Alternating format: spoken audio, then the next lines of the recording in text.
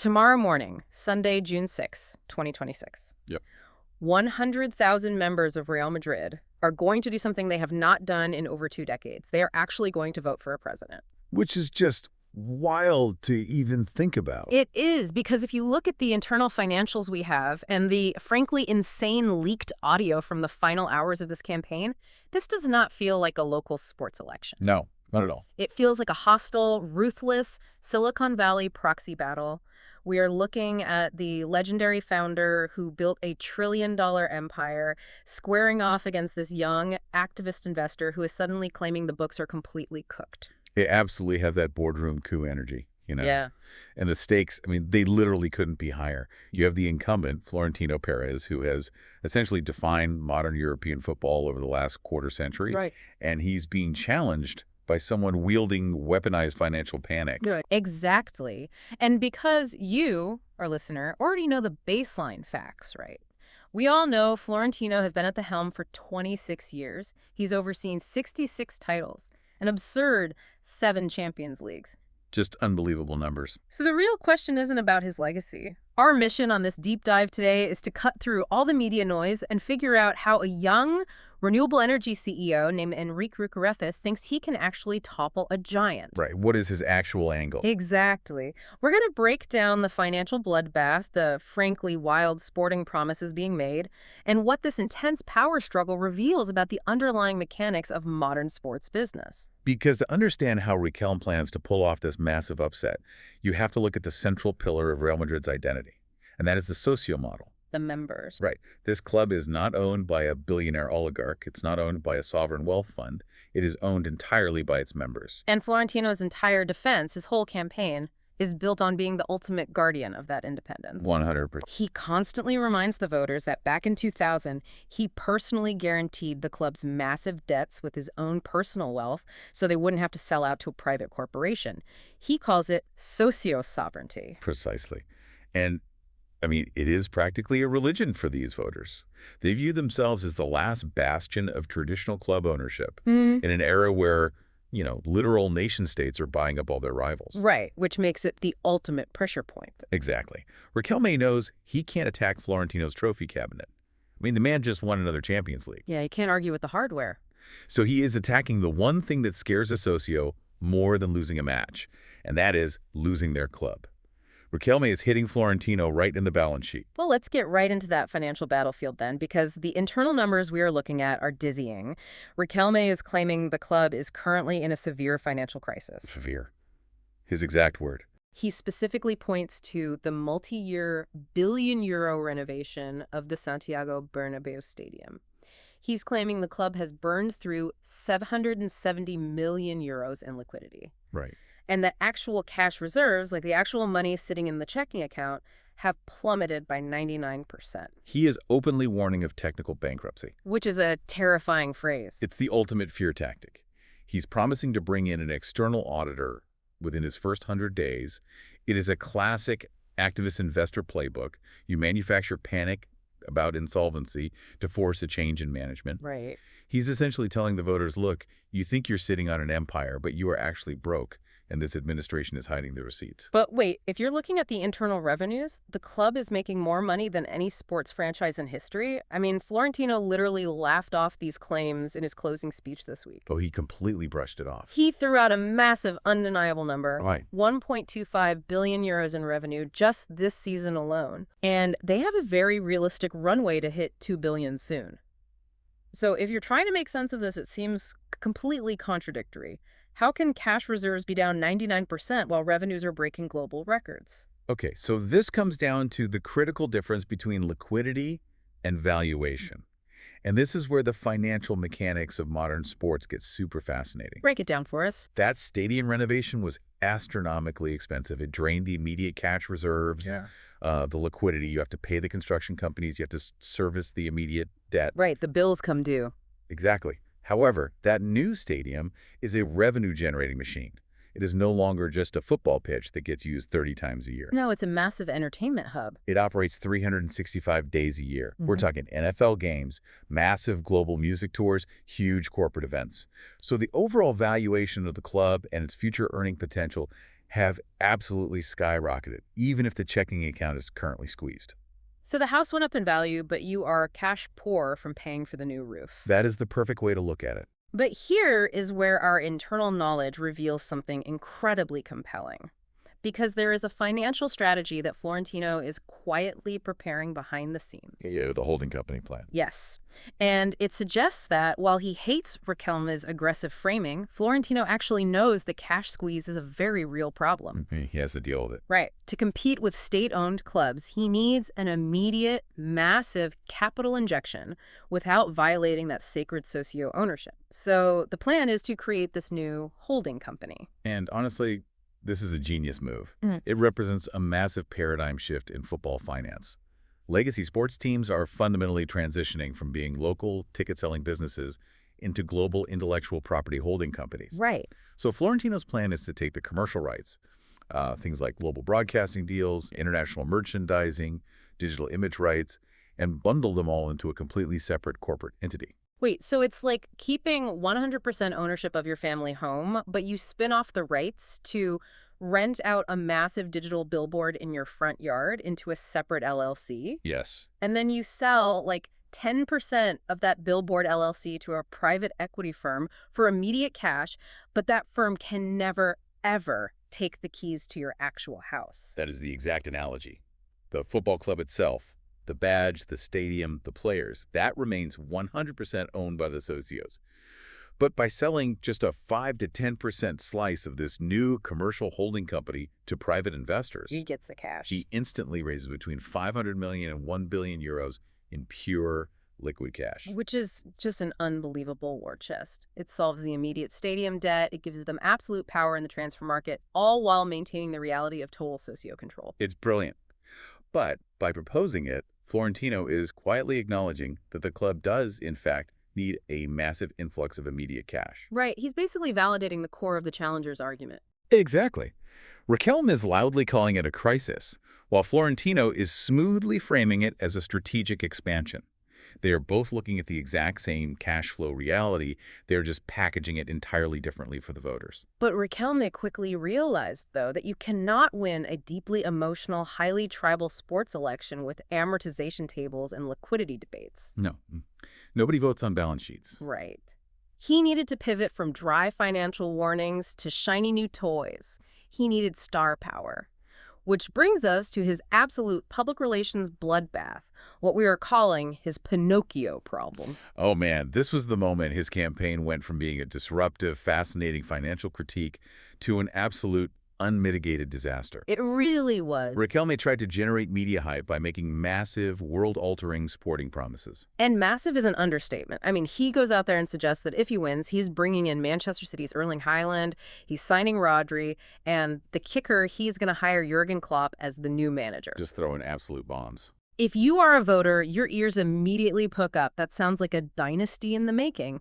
But he fundamentally misunderstood how protective modern super agencies are of their clients' brands. You cannot fake it till you make it in elite European football. You really can't. In the renewable energy sector, sure, maybe a CEO can make bold, aggressive projections to juice a stock price, and the market just waits to see if they deliver. But in modern elite football, the moment you drop a name like Haaland, their entire ecosystem reacts in real time. And the real-time fact-checking here was brutal.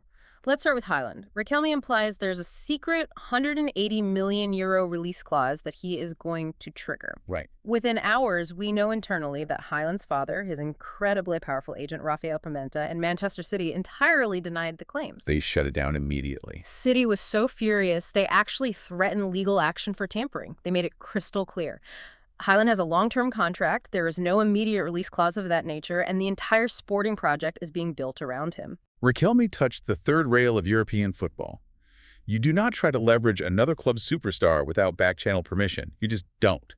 And it just kept getting worse for him. It really did. Then you have the Toni Kroos situation. There's a claim out there that Riquelme is successfully recruiting the recently retired club legend Toni Kroos to join his executive project. Yeah, to run the sporting side. And Kroos, who is famously direct, didn't even bother issuing a formal statement through a publicist. He just replied to the news on social media with 3 Pinocchio emojis. 3 emojis. That is literally all it took to destroy that narrative. It is devastating. It completely undermines Riquelme's credibility in a single tweet. But the absolute fatal blow, the moment this campaign truly died, was the Jürgen Klopp disaster. Oh, this is a masterclass in how not to run a PR campaign. Walk us through it. So, Riquelme's team releases an official, highly polished written statement. It formally claims that if they win the election on Sunday, club legend Raúl, who is acting as their proposed sporting director, will call Jürgen Klopp on Monday morning to formally offer him the job. They actually put that in writing. Yes, presenting him as their chosen leader for the next decade. And again, the internet speed is just unforgiving. Minutes later, we know Klopp's agent, Mark Kosicki, issues a statement that is just incredibly blunt. Brutal. He calls the rumor annoying. He explicitly confirms that Klopp is very happy in his current executive role at Red Bull. He states that the Real Madrid chapter is totally closed for Klopp and that the only job that might remotely appeal to him in the future is the German national team. You really have to look at the mechanism of that denial, though. Kosicki didn't just deny it, he made sure to frame Riquelme as a nuisance. Right, he used the word annoying. Exactly. Why? Because elite agents guard their clients' reputations ruthlessly. They cannot have their clients used as political pawns in elections they have no part in. It makes them look weak. It damages their relationships with the actual power brokers in the sport, like Florentino Pérez. Kosicki basically swatted him away like a fly. So Riquelme tried to borrow the credibility of Klopp and Haaland, and instead, their camps publicly stripped him of his own. Entirely vaporized it. So while Riquelme is spending the final week of the campaign getting fact-checked by angry agents and emojis, Florentino is stepping up to the podium for his closing campaign speech. Oh, and he was ready. He was so ready. He mercilessly capitalized on his opponent's unforced errors. Florentino is an absolute master of the room. He didn't even need to raise his voice or sound defensive. He opened his final speech with this incredibly charming, slightly absurd anecdote. The Pope story. Yes. He casually tells the crowd that Pope Leon XIV was on a flight to Madrid that day and mentioned that he was a Real Madrid fan. It is such an unbelievable flex. The psychological warfare there is just brilliant. It really is. The implicit message is, look, my opponent is struggling to get a retired manager on the phone without being called annoying, and I currently have the Pope endorsing our global brand. It immediately establishes his insurmountable global authority.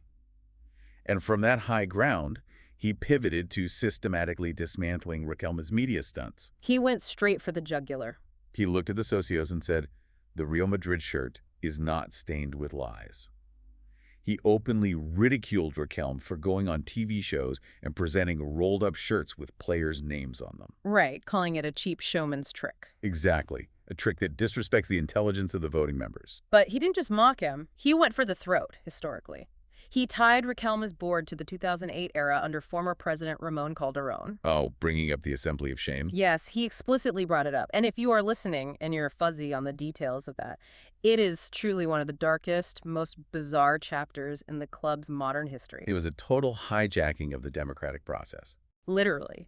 The leadership back in 2008 smuggled non-members, including violent ultras from their crosstown rivals, Atletico Madrid, into a closed-door General Assembly just to falsely inflate a financial vote in their favor. It humiliated the institution on a global scale. It did. And Florentino pointed out that several people associated with Riquelme's current bid have familial or historical ties to that specific 2008 board. Which is a devastating connection to make. He essentially painted a picture for the voters. He said, a vote for this guy isn't just a vote for an inexperienced CEO. It is a vote to return to the darkest, most corrupt days of this club, where our literal enemies were invited in through the back door. It's a brutal, highly effective rhetorical strategy. He transformed Riquelme from a naive challenger into an existential threat to the club's honor. And once he had thoroughly dismantled the opposition's credibility, Florentino played his actual sporting cards. Because while Riquelme was offering fantasies, Florentino offered confirmed reality. And the reality he dropped was explosive. Explosive is right. He confirmed the sensational return of manager Jose Mourinho. Which is just, wow. 13 years after his first stint at the club, love him or hate him, bringing back Mourinho is a massive bombshell. It is the ultimate trump card. It's not a promise to make a phone call on Monday. It is a signed contract. Right. And Florentino didn't stop there. He confirmed the defensive signings of Ibrahima Konate and Denzel Dumfries. Real, secured, international-level players who will actually be wearing the shirt next season. And there's one more detail we know internally that really highlights the difference between how these two men operate. Florentino teased a massive €150 million mega offer to be launched on Tuesday, right after the election. Yes. The internal intel heavily points to Bayern Munich's elite winger, Michael Olise. Now, we know Madrid really needs a central midfielder, and names like PSG's Vitinha or João Neves were heavily floated. But Florentino prefers Olise. He does, and the reason why is a masterstroke in football geopolitics. This is where you see the sheer experience of Florentino. Going after PSG's players right now, triggering a bidding war with a state-owned club that has essentially infinite resources that would deeply anger PSG's management. Right, you do not poke the bear. Exactly. Florentino is currently trying to maintain a very delicate geopolitical peace in European football, especially regarding European competition structures. You do not kick a hornet's nest if you don't have to. You don't pick a fight with a sovereign wealth fund over a midfielder? Never. Bayern Munich, however, operates on a much more traditional, business-oriented model. They're a willing seller if the market price is met. Right. Florentino targets Olise because he knows he can secure a world-class talent by simply writing a large check to Bayern without triggering an international diplomatic incident with PSG. It is surgical. It exposes the illusion of the Challengers campaign perfectly. When you place Riquelme's, I will try to call Klopp on Monday and hopefully he answers. Next to Florentino's, Mourinho will be at the training ground on Monday, and I've already cleared a €150 million transfer with Bayern Munich. The contrast is fatal. It's night and day.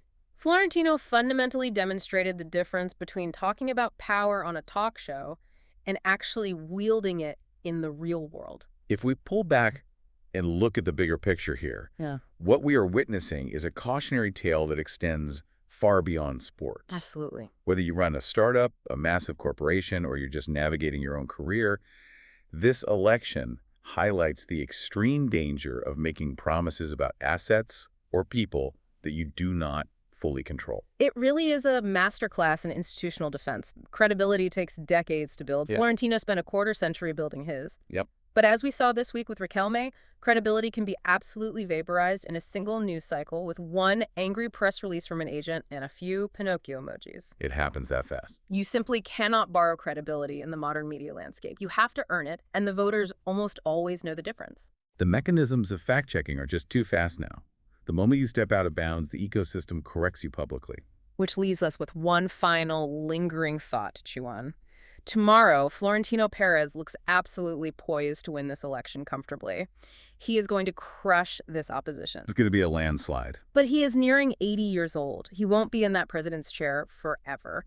And if a chaotic, disorganized, emoji-debunked campaign like Riquelme's is the absolute best opposition that this massive global club can muster today, The scary thought. what exactly is going to happen to that trillion-dollar empire, to the world's biggest sports institution, when the architect of modern Real Madrid finally steps down for good?